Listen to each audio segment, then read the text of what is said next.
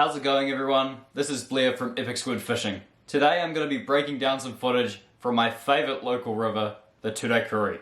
At the moment it's winter, so all of our gravel bed rivers still have a heap of water in them. After a long period of time fishing, I found a backwater, my favourite place to target trout after the water has receded from recent flooding. When approaching murky water like this, I tend to always go for a woolly bugger. If you look at the fly here, if we can get it to focus, there we go.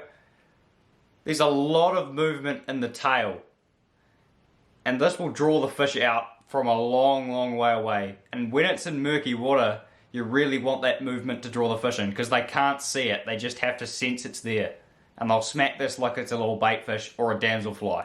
I'll begin fishing all the available water, then I chuck the fly right into the best zone, where the slack water meets the flowing current of the main river.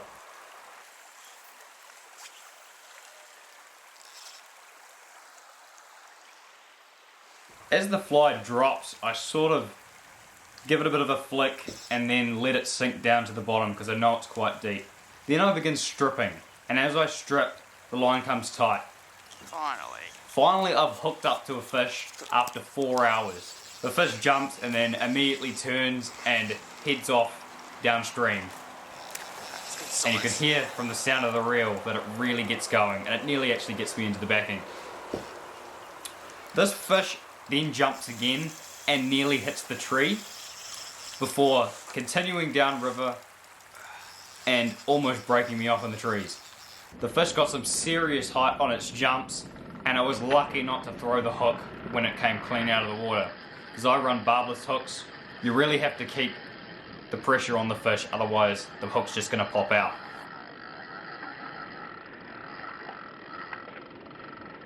After that crazy start, I then got some drag onto the reel and began to push the fish back towards me.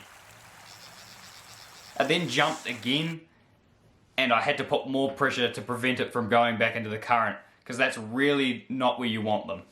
You can see this fish had some real experience when it comes to fighting. I had it pretty much under control for about 2 or 3 minutes, and every time I went for a net shot, the fish would just turn around and go out of reach.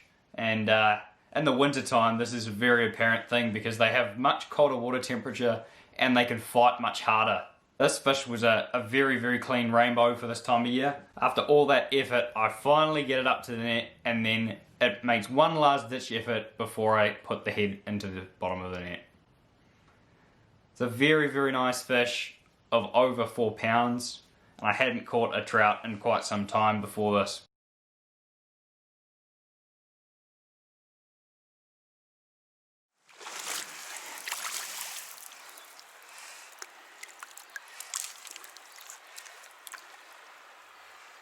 And the hook popped out, I think. Yep, there it goes. The old green bugger strikes again. If you want to know where I get all my gear, make sure to head over to blackmagictackle.com, because that's where I get my short handle net, which I use in this video, my fluorocarbon leader, and my fly hooks. Make sure you subscribe, because I've got plenty more videos coming up over the next few weeks. Till next time.